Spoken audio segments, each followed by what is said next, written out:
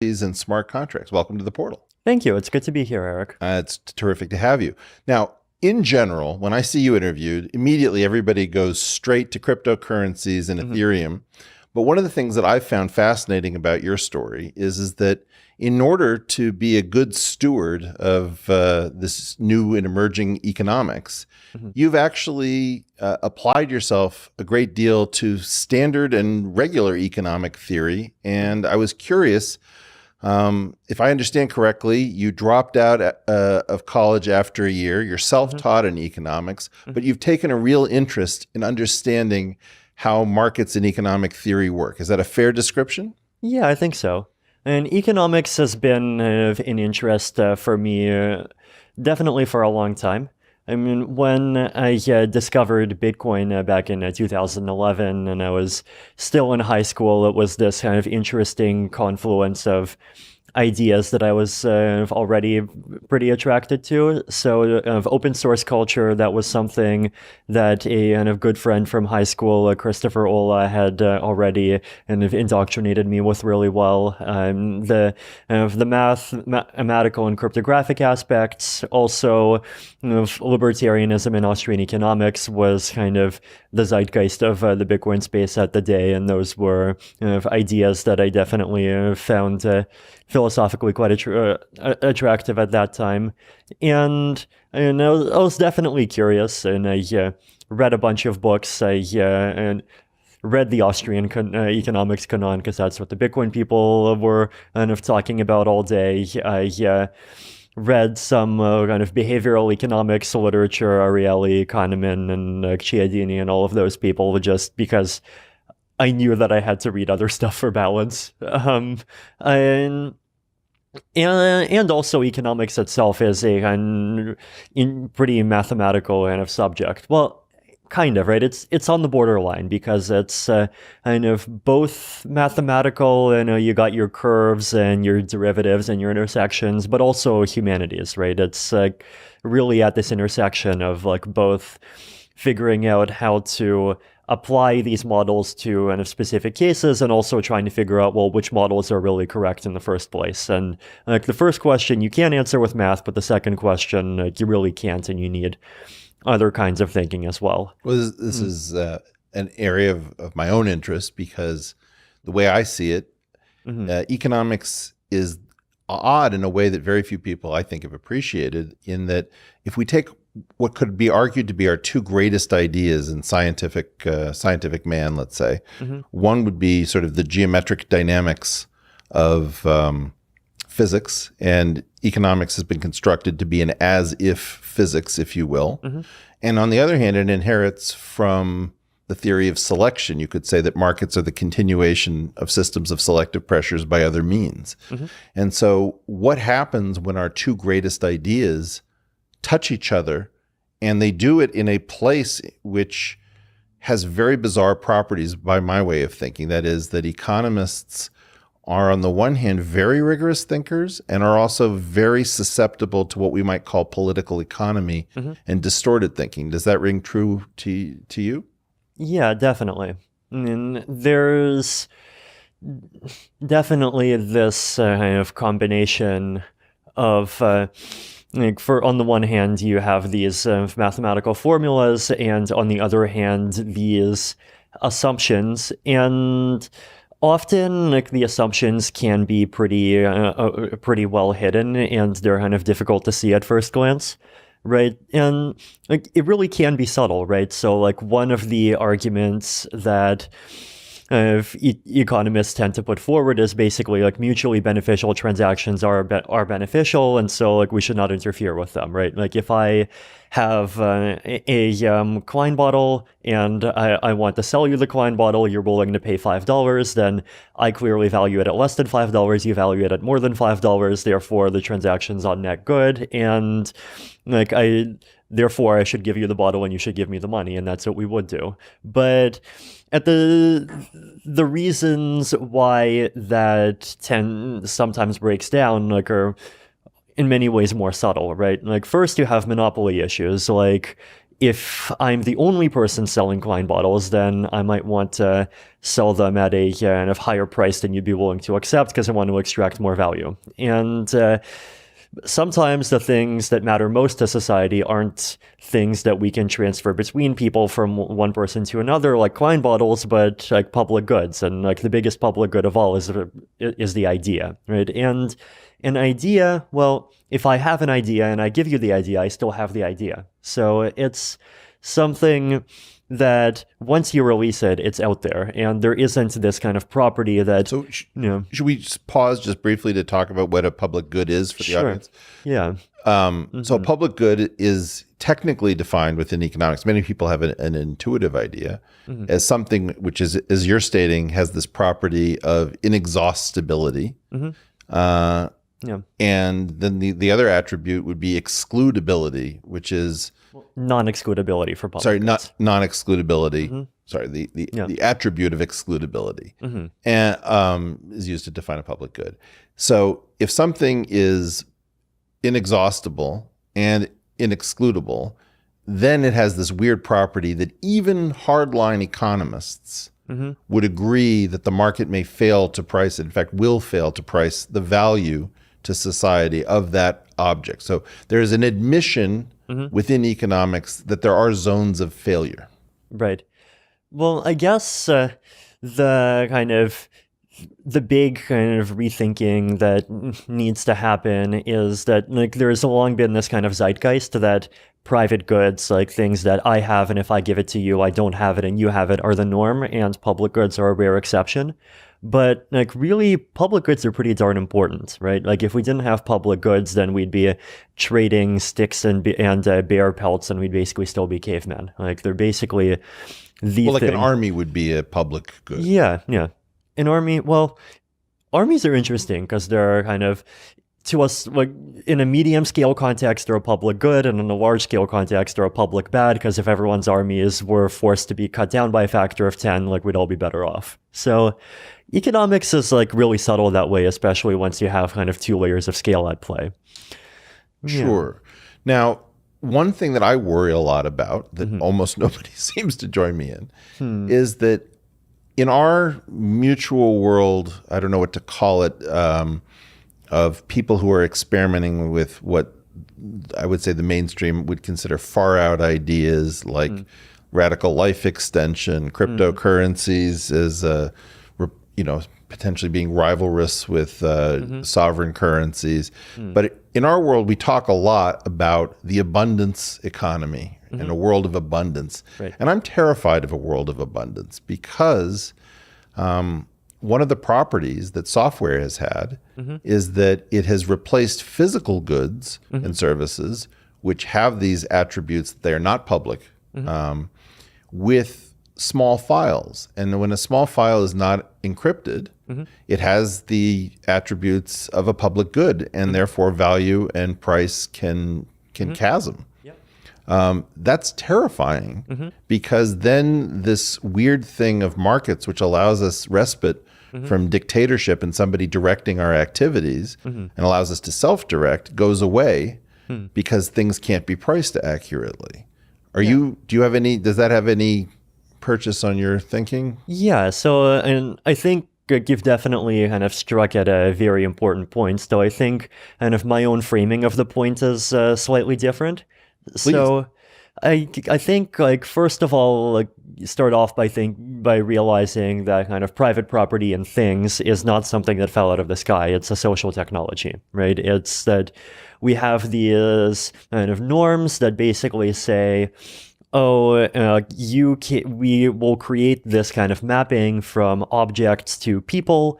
And if an object is mapped to you, then you're allowed to do basically whatever the hell you want with it, and other people cannot do anything with it without your permission. And if that concept did not exist, then physical objects would be public goods, right? Because like, if there's a Klein bottle over here, the Klein bottle would be there, but like really anyone could take it. And if you produce Klein bottles, then like you're not producing something for yourself, you're producing something for pretty much the first person who comes along and grabs it. And So property rights, right, are this kind of social technology that helps make private good economies tractable. And we could consider making social technologies to make public good economies tractable, right? Like the existence of public goods by itself is, and it's not good or bad. Like arguably it's even good because it means that people can cooperate with each other on such large scales. The bad thing is that we don't really have good tools for handling it. And specifically, we don't have good tools for handling it that manage to simultaneously avoid both not giving good results and like basically being centralized and dictatorial. And so this is where my interest in radical exchange comes in. So this was this movement that was started by Glenn Weil a couple of years ago when he wrote this radical markets book, and he advanced some of his proposals like Harberger taxes and quadratic voting were the ones that are kind of the most popular. And the kind of the core kind of idea behind the ideas basically is like, let's create structures of kind of norms and incentives that try to have the best properties that we can get out of markets, but do so without like basically economically breaking in the way that we know kind of existing property rights systems do once you enter a world where kind of everything that you build just inherently affects millions of people. Well, this is an interesting perspective. You, of course, are famous for implementing this Ethereum protocol. Mm-hmm. But before we ever get to computer protocols, there are sort of legal and structural protocols that we impose upon ourselves in the form of government mm-hmm. and markets that are subordinate to government. And there's a weird way in which you may start a process by which you write down rules for how a society should function. Mm-hmm.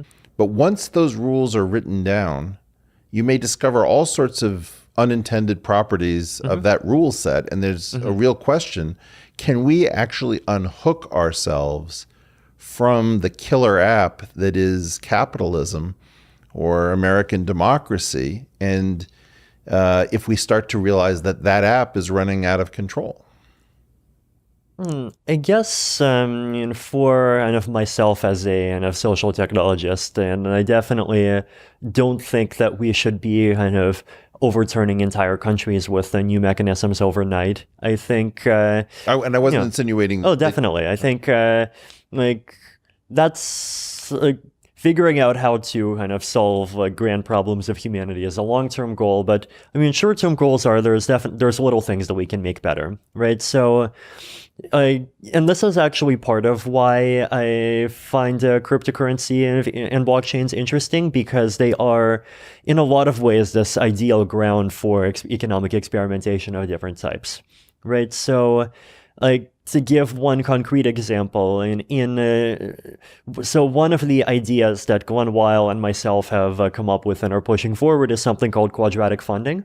And the way that quadratic funding works is roughly this, right? So you have a central kind of pool of funding, projects that multiple people donate to. So there's some project, you donate to it, and someone else donates to it as well. Then your donation doesn't just benefit you, it also benefits the other person. And the other person's donation doesn't just benefit them, it also benefits you. And so to kind of counteract that kind of market failure, the mechanism basically says, well, we're going to multiply the effect of your donation by 2 and multiply the effect of the other person's donation by 2. And so now both of your incentives are kind of aligned with the whole. And you extend this mechanism so instead of supporting 2 people, it supports an arbitrary number of people, and you kind of calculate these subsidies across all possible pairs of people.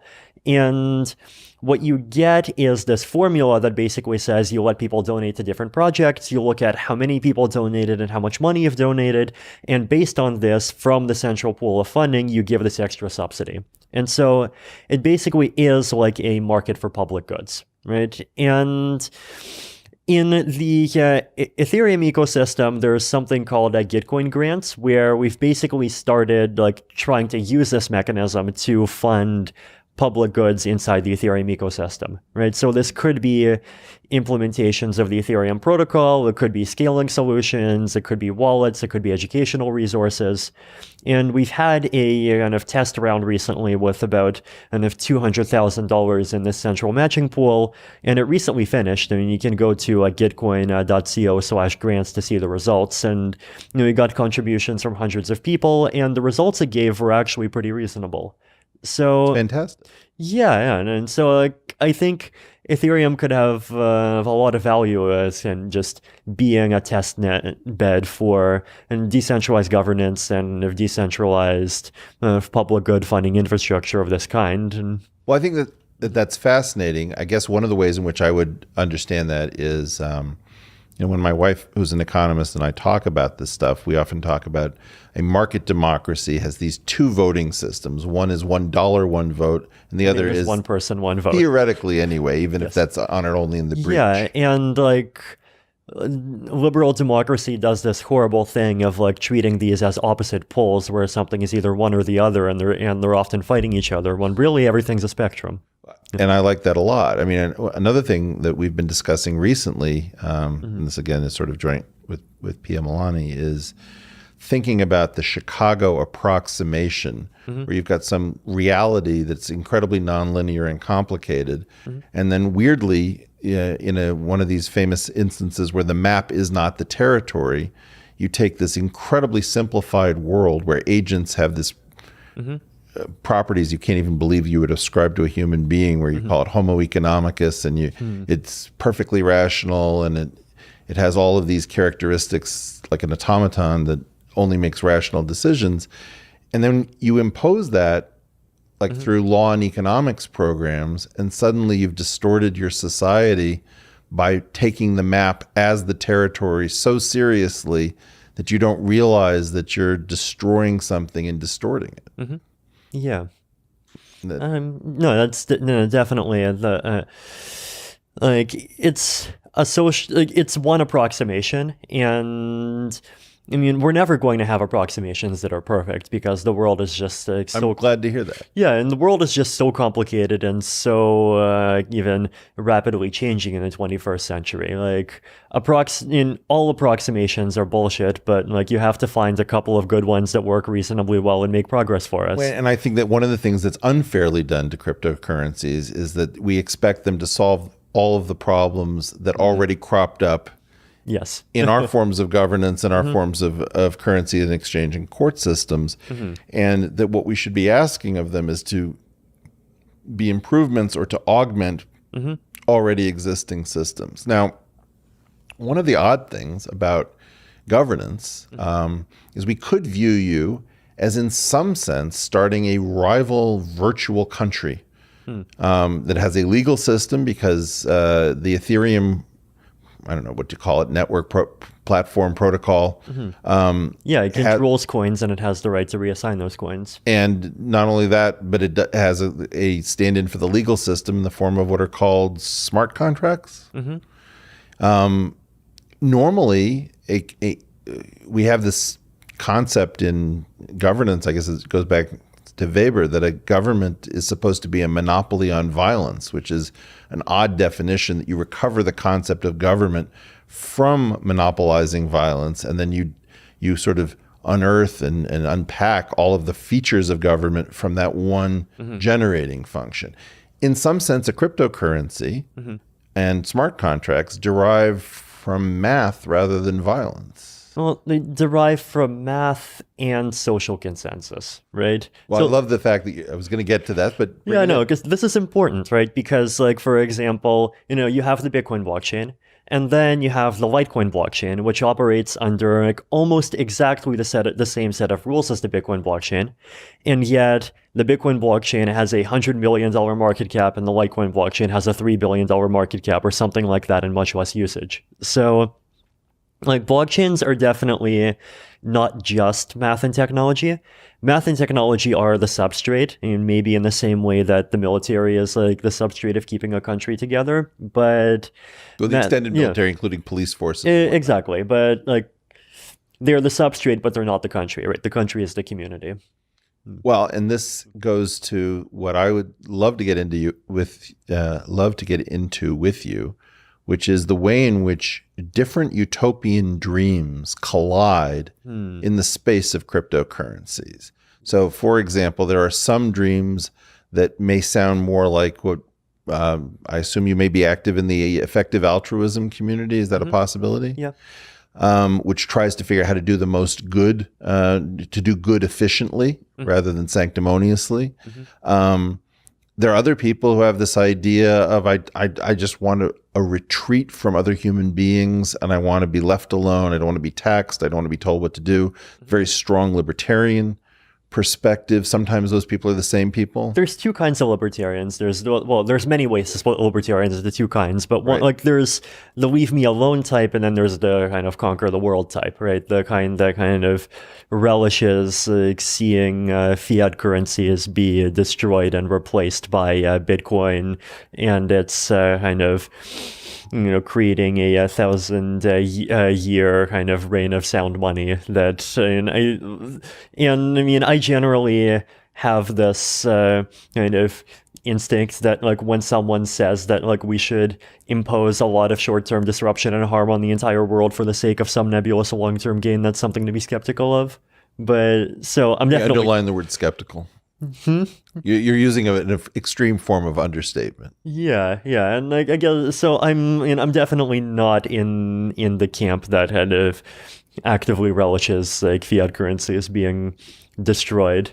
But I definitely don't think that all Bitcoiners do. Like there's some that do see it as kind of something that's supposed to coexist and something that's supposed to provide a check and balance against the government's monopoly on issuing money without replacing it entirely.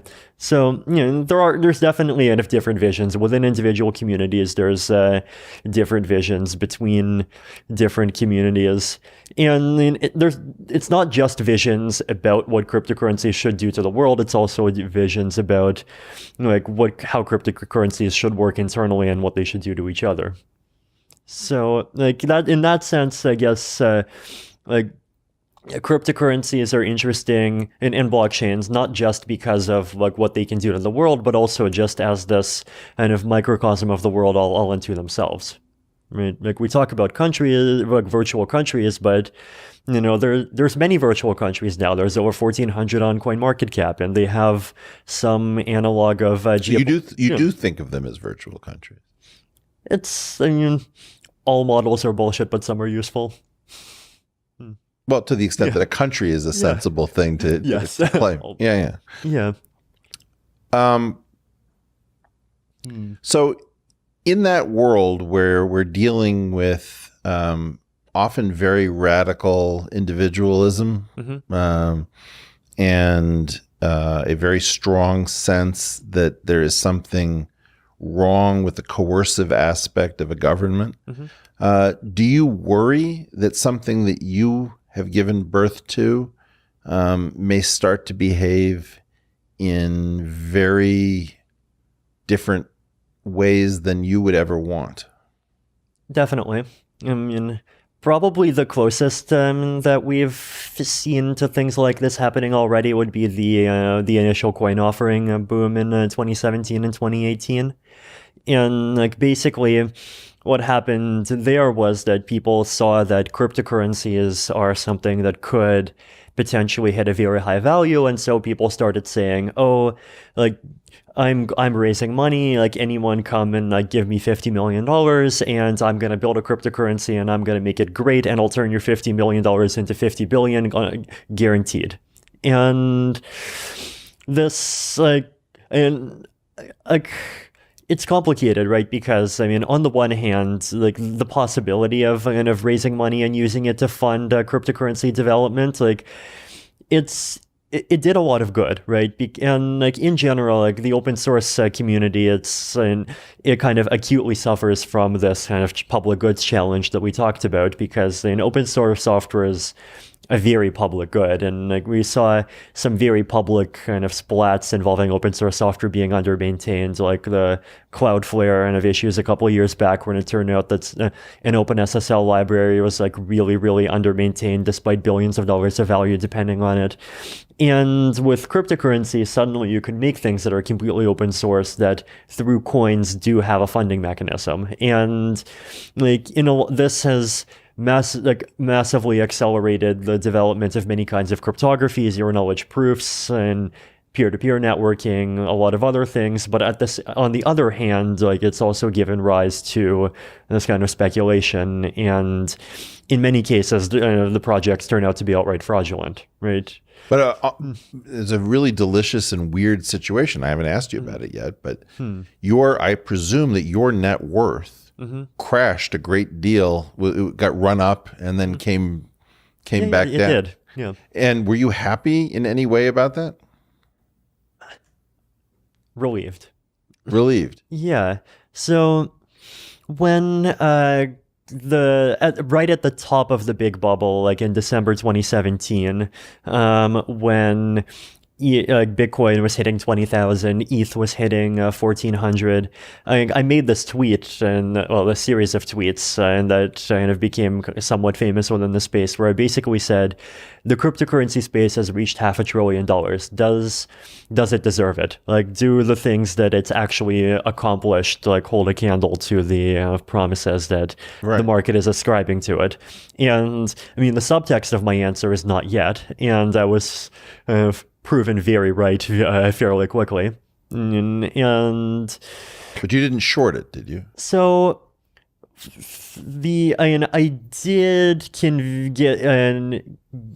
the Ethereum Foundation to sell about 70,000 ETH, like basically at the top, and that's doubled our runway now. So, and it was one good decision that had a lot of impact, but did not short. I should say that I was weirdly somewhat relieved as well. I view that the innovation of decentralized transactions and the it's hard for me to say because I'm convinced that the blockchain should be an intermediate state and should not be the permanent version of decentralized computing. I agree.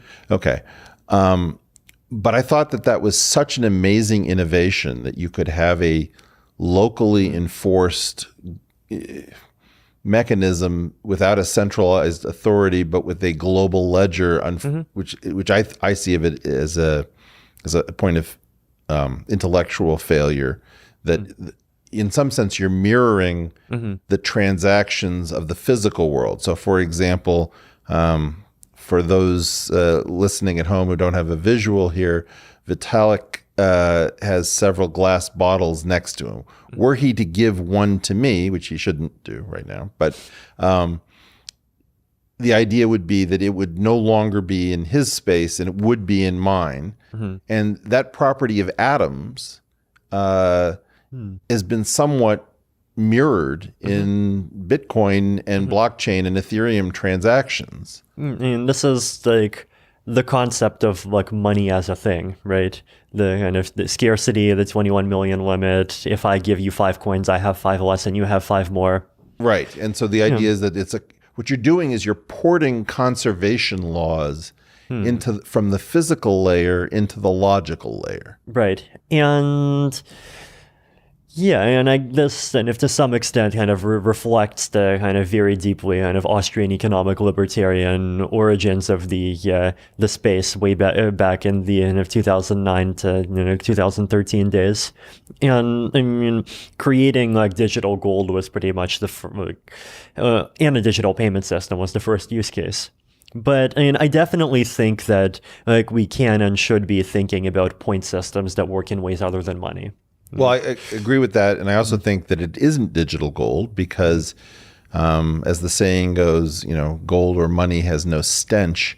And that the blockchain is this bizarre difference with the physical world in that it is a distributed ledger that may be somewhat anonymous, but it still gives the history. Like if I hand you $1 and you don't have access to any particular means of analyzing whose DNA is on that dollar. You have no idea where it's been. And that is violated by the current blockchain type implementations. Yes. So it isn't a complete port of the physical world into the digital, but it is an astounding one. And I guess I get very frustrated with the economics questions, like, well, what's it good for? Where's the killer app? I mean, we have all of whatever's left of human civilization to figure out what this thing is meant to do. Yeah. And I'm not very worried that we're not going to figure it out. I mean, we're going to figure it out sooner or later because a conservation law in digital space is just too valuable. Is that wrong? Are you worried at all about the search for, like, I just hate this question. You know, where's the killer app? And I'm thinking, chill out, man. This is an astounding intellectual achievement. Is that wrong? Yeah, and I think there's definitely a long time to go. And I think the apps will come. There's the ones that are coming right now are basically kind of financial, but I think, that's kind of true just in part because the existing financial system is just like so ready and waiting there to be disrupted. But in the long term, like there's Is disrupted a polite term for destroyed? You choose. Well, but there is something interesting here. You're 25 years old. Every bit of your adult life is post 2008.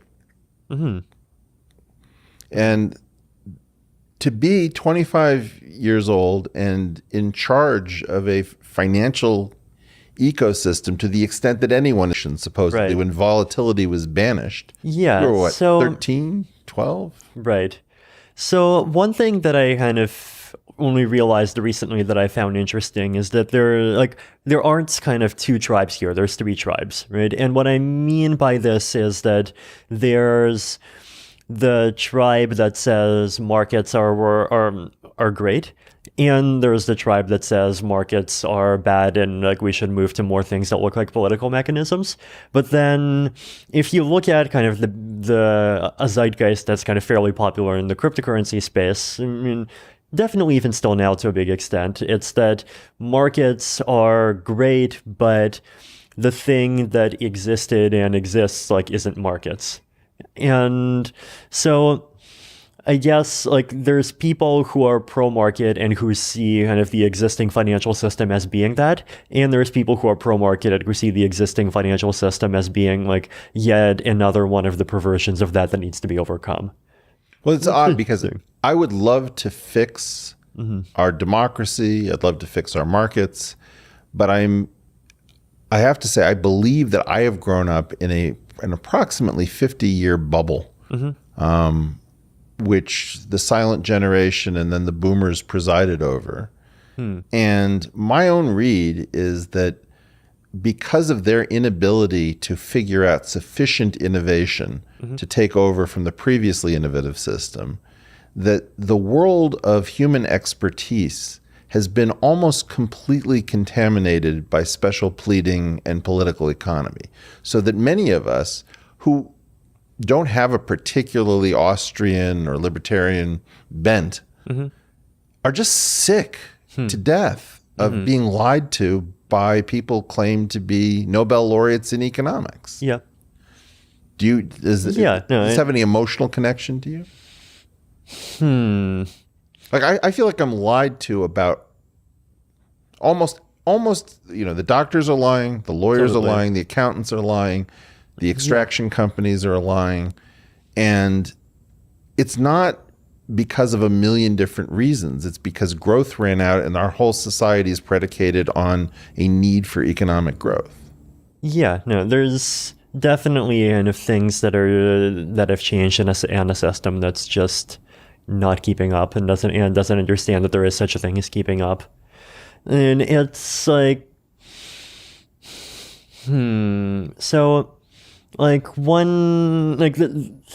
even Glenn talks about this, right? Like he talks about kind of the markets as social technology mentality versus the like basically end of history mentality. And I guess like the way that I definitely saw this kind of zeitgeist 10 years ago that said kind of even more broadly than like markets versus other mechanisms. It's like things are 80% efficient and let's work to make them 95% efficient. Whereas like the thing that's really going on is that things are 3% efficient and we should work hard on making them 6% efficient. Like if you kind of move away from the narrow context of like I have something to sell and you have something to buy, which is pretty well optimized already, then there's lots of these kind of very big things that are happening that have just completely been missed. And I mean, technology and kind of network effects and and just generally kind of migrating from atoms to bits are definitely all a big part of it. So let's talk about something that's a little bit funny, which is if you start to replace government, as we were talking about it, and you see it as a monopoly on violence, you notice that very often there's a very funny role played by organized crime. Now, of course, when we think about organized crime, we tend to get emotionally excited by it for whatever reason. We make lots of movies about it. It occupies the mind as something terrifying and alluring. And there's sort of two weird aspects to organized crime, one of which is violence as a contract enforcement mechanism. In other words, you're gambling, so you don't have access to the regular court system. Now you have a gambling debt. And so just the way our government would put you in jail if you started doing things, you couldn't fulfill all of your obligations and you were doing harm to lots of people and you couldn't be stopped. Organized crime has to do something. It can't maintain jails.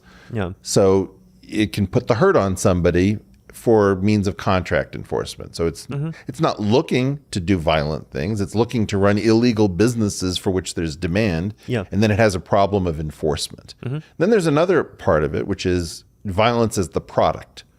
So for example, extortion. It'd be a shame if anything were to happen to this lovely business that you're running, is a veiled threat. Pay us or we're going to do harm to your business. Or, contract killings and the like.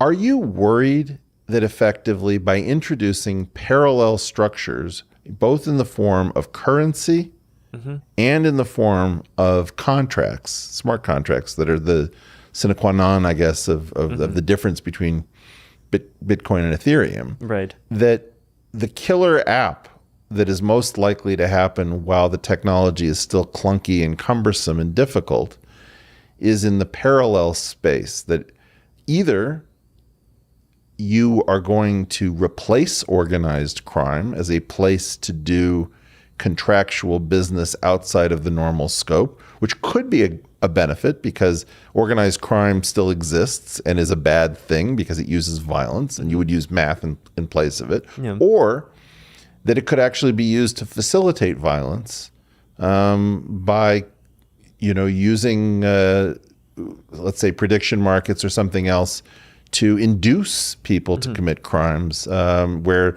the committer of violence has unusual information about where the violence will be committed and therefore can profit from it. It's definitely a worry that I and lots of people in the crypto space have had since the beginning. Though I do feel like at least so far I've been surprised. It feels like less of it has happened than we had expected. That's the thing. Now, what accounts for the idea that something that can be dreamt has mostly not occurred? I definitely have maybe it's a great thing about humans that we didn't realize that we're not nearly the horrible people we thought we were. And I definitely have a couple of theories about this. So one of those theories is that, basically a lot of things that people do, and especially a lot of things that people do in the infosphere, because public goods are kind of chronically underfunded and all that, rely really heavily on goodwill. And so you have goodwill that if you pay someone to write some piece of software for your website, it's not going to include some Malicious bug, code. yeah, some bug that'll steal people's money or tell the FBI where you are. If you create a system for like enforcing agreements that they'll actually get enforced, then even like on internet forums, they depend on kind of a lot of volunteer labor for just things like moderation. And if you create a group that just goes like fundamentally against like the vast majority of people's values, then it's just going to be hard to find volunteer effort for that sort of thing. And like that's probably the big reason I think why like, so far we don't really see kind of complicated like decentralized structures being created to facilitate like black markets for killing people and so forth. Because let's start off with something more mundane, like a numbers racket. Right.